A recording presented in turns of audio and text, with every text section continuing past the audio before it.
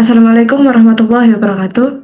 Pada Waalaikumsalam. kesempatan kali ini, kami akan membahas tentang model distribusi binominal dalam mengukur probabilitas keberhasilan uji coba layanan sistem informasi.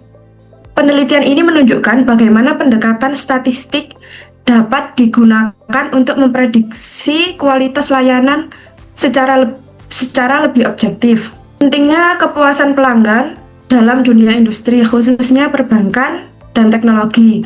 Kepuasan pelanggan bukan lagi sekedar tambahan, tapi menjadi faktor utama dalam keberlangsungan perusahaan. Kepuasan ini dipengaruhi oleh dua hal utama, yaitu harapan konsumen dan realitas layanan yang diberikan. Semakin kecil gap antara keduanya, maka semakin tinggi tingkat kepuasan pelanggan. Tantangan pengukuran menerjemahkan sentimen menjadi metrik objektif. Namun ada tantangan besar dalam mengukur kepuasan karena sifatnya subjektif dan fluktuatif. Kepuasan pelanggan sulit diukur secara langsung, sehingga perlu diubah menjadi bentuk yang lebih objektif. Oleh karena itu, dibutuhkan pendekatan analitis yang mampu menerjemahkan sentimen menjadi data yang bisa dihitung secara statistik.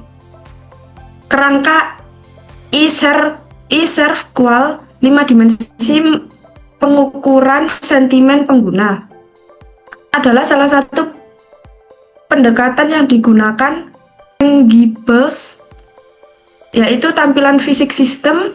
Reliability adalah kendala sistem, responsiveness adalah daya tanggap sistem, assurance jaminan pengetahuan, empathy adalah pemahaman atas kebutuhan pengguna secara personal.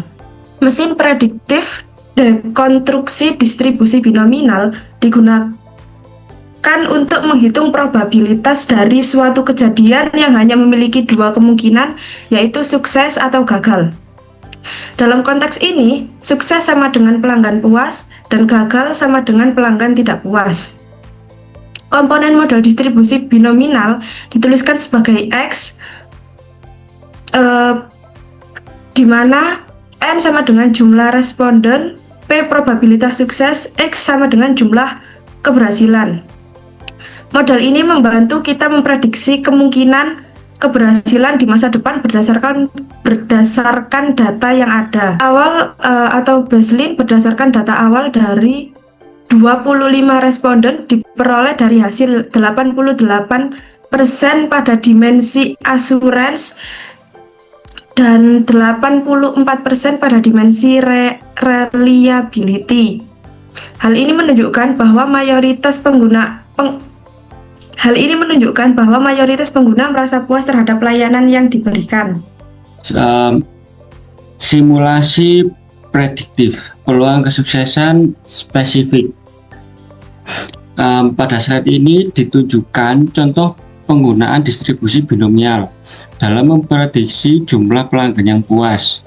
Misalnya terdapat 10 responden dengan peluang setiap responden merasa puas sebesar 0,518 atau sekitar 51,8%.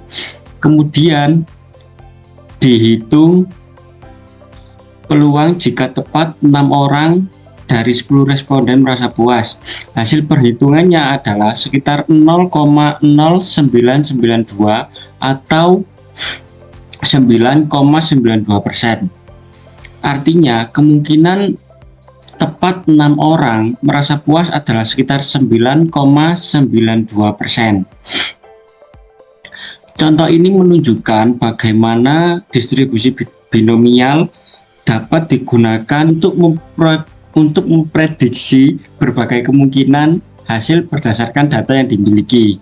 Slide ini membahas peluang apakah mayoritas pengguna akan merasa puas atau tidak. Dari hasil analisis diperoleh probabilitas sekitar 53,29% bahwa mayoritas pengguna akan memberikan penilaian puas terhadap sistem karena peluangnya lebih dari 50%. Dapat disimpulkan bahwa kualitas layanan sistem sudah cukup baik. Walaupun demikian, masih terdapat peluang pengguna merasa kurang puas, sehingga perusahaan tetap perlu melakukan evaluasi dan peningkatan layanan. Aturan dinamis mengoptimalkan parameter kesuksesan.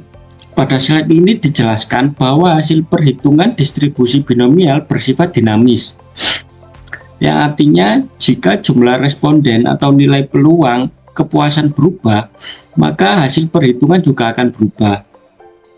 Sebagai contoh, jika jumlah responden semakin banyak, maka hasil prediksi biasanya akan semakin akurat karena didasarkan pada data yang lebih besar.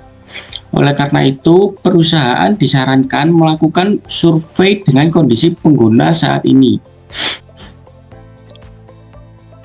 Relevansi kontemporer, model binomial versus machine learning. Hubungan dengan machine learning, distribusi binomial tidak hanya digunakan dalam statistika, tetapi juga menjadi dasar dalam beberapa metode machine learning. Contohnya adalah logistic regression yang digunakan untuk memprediksi dua kemungkinan, seperti pelanggan puas atau tidak puas. Selain itu, konsep probabilitas juga digunakan pada algoritma naive Bayes untuk membantu proses klasifikasi data. Hal ini menunjukkan bahwa konsep distribusi binomial masih sangat relevan dan banyak diterapkan dalam perkembangan teknologi kecerdasan buatan, matrik diagnostik, validitas, dan batasan model. Kelebihan dan kekurangan. Distribusi binomial memiliki beberapa kelebihan. Yang pertama, metode ini sederhana sehingga mudah dipahami dan diterapkan. Selain itu, perhitungannya cukup cepat dan sangat cocok digunakan untuk data yang hanya memiliki dua kemungkinan, misalnya berhasil atau gagal, puas atau tidak puas. Namun, metode ini juga memiliki kekurangan. Distribusi binomial hanya dapat digunakan jika setiap percobaan memiliki dua hasil yang jelas. Selain itu, metode ini tidak mempertimbangkan faktor-faktor lain yang mungkin memengaruhi kepuasan pengguna, sehingga kurang cocok untuk kasus yang lebih kompleks. Nah, kepuasan eksekutif memprediksi kualitas sebelum peluncuran. Nah, sebagai penutup, dapat disimpulkan bahwa distribusi binomial merupakan metode statistik yang efektif untuk mengukur probabilitas kepuasan pengguna terhadap kualitas layanan sistem informasi. Berdasarkan hasil penelitian, peluang pengguna merasa puas tergolong cukup tinggi, sehingga kualitas layanan dapat dikatakan sudah baik. Dengan analisis ini, perusahaan dapat mengambil keputusan yang lebih tepat dalam meningkatkan kualitas layanan serta meningkatkan kepuasan pelanggan di masa mendatang. Baik, kesimpulannya adalah distribusi binomial terbukti efektif untuk memprediksi kualitas layanan sistem informasi. Metode ini mampu mengubah data subjektif menjadi analisis kuantitatif yang berguna untuk pengambilan keputusan. Terima kasih atas perhatiannya. Wassalamualaikum warahmatullahi wabarakatuh. Waalaikumsalam.